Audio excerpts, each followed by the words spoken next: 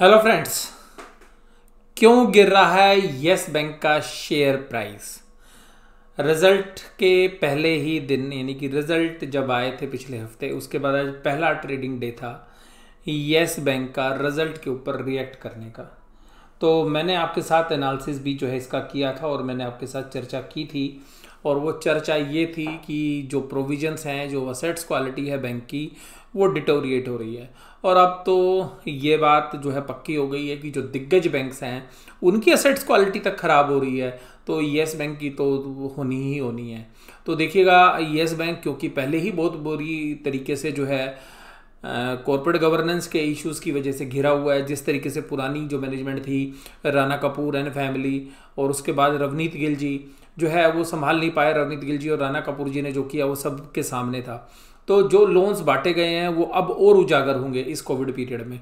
तो यहाँ पर जब ऐसा लग रहा था कि हमें कि असेट्स क्वालिटी जो है संभाल लेगा येस बैंक, लेकिन येस बैंक जो है इस क्वार्टर के अंदर असेट्स क्वालिटी नहीं संभाल पाया, और जिसका असर जो है आज आपको उसके शेयर प्राइस में भी देखने के लिए मिला। और मैंने आपके साथ पहले भी रेंज जो है डिस्कस की थी, और मैंने कहा था 12 से 17 रुपये की रेंज। जब तक 17 रुपये से ऊपर ट्रेड कर रहा है तब तक जो है कोई रिस्क नहीं है, और हमें लग रहा था कि 17 से 21 की रेंज में ये चलेगा, और 21 क्या 23 रुपये तक भी हमें लग रहा था कि जा सकता है। और जब ये 21 रुपये पे जो है सस्टेन नहीं कर पाया, तब भी हमें ये था कि 17 रुपये जब तक सपोर्ट पे टिका हुआ है तब तक शायद जो है ये अपने आप को संभाल लेगा और एक फिर नई ऊपर की तरफ जो है तेजी कर सकता है। मेरा येस बैंक के अंदर कोई पर्सनल होल्डिंग नहीं है। मैं आपको डिस्क्लोजर के रूप में बता दूं आपको, ये जो भी मैं आपके साथ शेयर कर रहा हूँ ये अपने एक्सपीरियंस से या अपनी नॉलेज से जो भी एनालिसिस कर रहा हूँ, मैं किसी तरीके की बाई या सेल रिकमेंडेशन नहीं कर रहा हूँ। लेकिन जैसे ही 17 रुपये के आज प्राइस टूटे तो ये जो शेयर्स है आज इसके अंदर एक गिरावट गहरा गई, और गिरावट जो गहराई वो 4% की गिरावट थी। और ये उस दिन थी जिस दिन बैंक निफ्टी पॉजिटिव नोट के साथ बंद हुआ। लेकिन इसमें एक मुख्य कारण देखिएगा, कोटक महिंद्रा बैंक की एसेट्स क्वालिटी डिटोरिएट होते के साथ ही जो है इस तरीके के बैंकों के ऊपर भी जो है एक दबाव जो है देखने के लिए बनना ही था। और अभी तो मुझे ऐसा लगता है कि जिन बैंकों के रिजल्ट अभी नहीं आए हैं, जैसे स्पेशली एक्सिस बैंक के, आईसीआईसीआई बैंक के, इंडसइंड बैंक के, वहाँ पर भी एसेट्स क्वालिटी के प्रेशर्स आपको देखने के लिए मिल सकते हैं। और तब जो है इस बैंक के ऊपर भी जो है एक और दूसरा दबाव बन सकता है अगर उन बैंकों के भी रिजल्ट खराब आते हैं या बैंक निफ्टी के ऊपर और दबाव बनता है तो। लेकिन अभी ये जो प्रॉब्लम है ये एसेट्स क्वालिटी से रिलेटेड है, और एसेट्स क्वालिटी के साथ साथ इस बैंक की कैपिटल बहुत बड़ी है, तो मूव करने के लिए बहुत दमदार रिजल्ट चाहिए होते हैं। और यहाँ पर कैपिटल एडुकेसी हालांकि बैंक की काफ़ी पर्याप्त मात्रा में बनी हुई है, लेकिन जो मेन मुद्दा है वो प्रोविजंस के ऊपर है। तो अगर आप प्रोविजंस की फिगर को देखेंगे तो प्रोविजन ही जो है सारी पिक्चर को बयां करता है। जो प्रोविजंस है वो 2285 करोड़ के जो है बनाए इन्होंने, जो पिछले बार 1360 करोड़ के थे। तो ये जो प्रोविजंस बड़े हैं, जहां पर भी ये जो प्रोविजंस हैं ये सबसे बड़ा डेंट जो है डाल रहा है। और हालांकि इस बैंक की जो है नेट इंटरेस्ट इनकम काफ़ी अच्छे से बढ़ी थी, लेकिन फिर भी ये जो प्रोविजंस हैं इनकी वजह से जो है आज स्टॉक मार्केट में रिएक्शन मिला।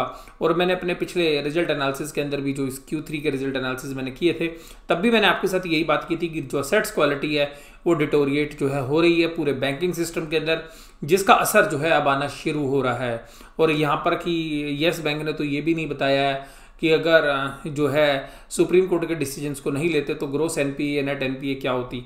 तो इन्होंने तो अभी जो है नेट एनपीए ग्रोस एनपीए जो इम्प्रूव दिखाए हैं, यानी कि 4.04 जो है नेट एनपीए दिखाए और ग्रोस एनपीए 15.36। तो यहाँ पर जो इम्प्रूवमेंट दिखाने के बाद भी जो है ये नहीं बताया कि अगर मोरेटोरियम वाली लोन बुक होती तो क्या होता। तो यहाँ पर जो है क्लियरिटी की ओर जो है कमी है। तो यहाँ पर एक जो रिस्क है वो मुझे लग रहा है। दूसरा रिस्क ये है कि गवर्नमेंट जिस तरीके से इनके बिजनेस के अंदर अब टांग अड़ा रही है, एक तरीके से हम ये कह सकते हैं कि ये बैंक्स जो हैं वो पीएसयू बैंक की तरह जो है चलने के लिए जो है तैयार हो रहे हैं। और येस बैंक के अंदर भी जो है ये बोला गया है कि जो लोन्स हैं वो स्टार्टअप्स को जो है अनसिक्योर्ड लोन्स आप देंगे, और बड़ी मात्रा के अंदर अगर अनसिक्योर्ड लोन्स दिए जाएंगे तो वो आगे चल के भी जो है इस बैंक के लिए बेहतर नहीं होंगे। तो जो बड़े इन्वेस्टर्स हैं वो भी इस बात को जो है देखते हैं कि अगर स्टार्टअप्स को इस तरीके से अनसिक्योर्ड लोन देंगे तो असेट्स क्वालिटी फ्यूचर में जाके भी इंप्रूव कैसे करोगे आप। तो जो प्रशांत कुमार जी जो है जिस तरीके से इस बैंक को अच्छे से चलाने की पूरी कोशिश कर रहे थे, उसके बीच में भी जो है एक रुकावट जो है आ सकती है। तो यहाँ पर जो है एक दूसरा प्रेशर जो है देखने के लिए मिल रहा है।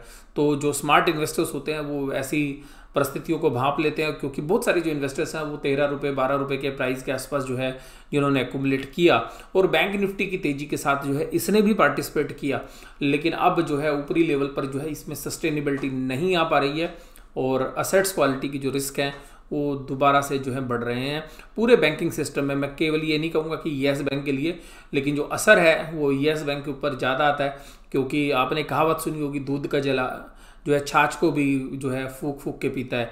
यानी कि मतलब कि जो लोग येस बैंक में पहले इन्वेस्टर्स हैं पुराने, उन लोगों की बात पता चल सकती है कि एसेट्स क्वालिटी की वजह से शेयर्स के प्राइस किस तरीके से येस बैंक में टूटे हैं।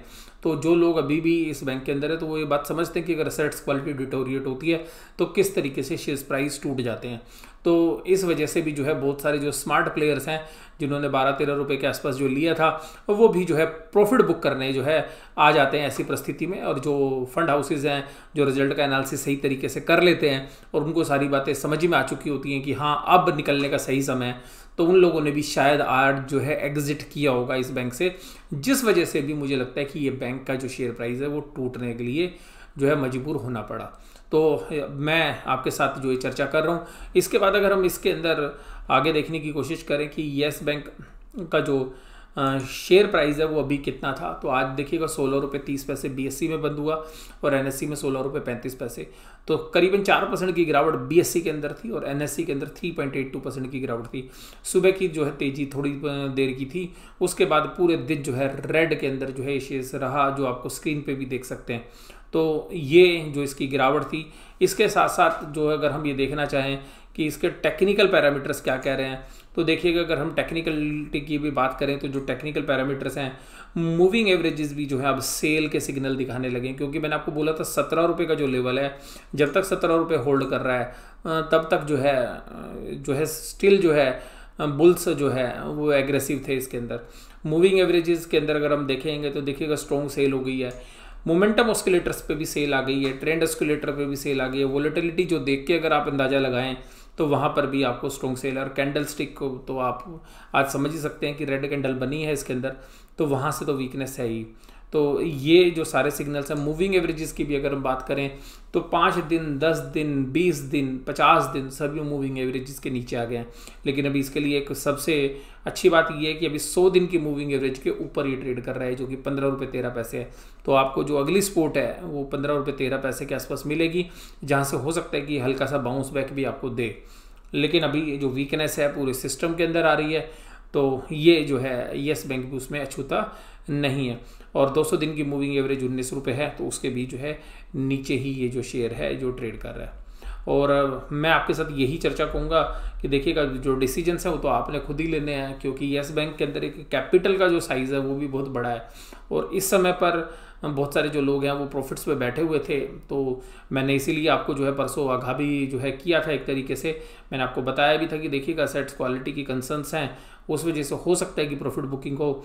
और मुझे ऐसा लग रहा था कि शायद 17 रुपये थोड़ी देर तो होल्ड करेगा, तो वो थोड़ी देर ही होल्ड कर पाया, और मार्केट से सपोर्ट मिलती तो हो सकता था कि आज पूरे दिन भी जो है शायद एक बार होल्ड करने की कोशिश करता, लेकिन मार्केट से सपोर्ट नहीं मिली। ये तो शुक्र है कि बैंक निफ्टी स्टॉक्स जो हैं वो पॉजिटिव नोट के साथ बंद हुए हैं, यानी कि फ्लैट बंद हुए हैं, वहाँ पर वीकनेस नहीं थी। और ये जो मैं एनालिसिस आपके साथ कर रहा हूँ इसमें मेरी कोई भी बाय या सेल रिकमेंडेशन नहीं है। आप कोई भी जो है डिसीजंस ले अपने फाइनेंशियल एडवाइजर से सलाह लेने के बाद ही करें। और जो एजुकेशन पर्पज़ से जो मैंने चीज़ें आपके साथ शेयर की हैं उसको आप फर्दर और एनालिसिस जो है कर सकते हैं। आपको एनालिसिस कैसा लगा जरूर से ज़रूर आप मुझे कमेंट बॉक्स से बताइएगा। वीडियो देखने के लिए धन्यवाद। Thank you very much.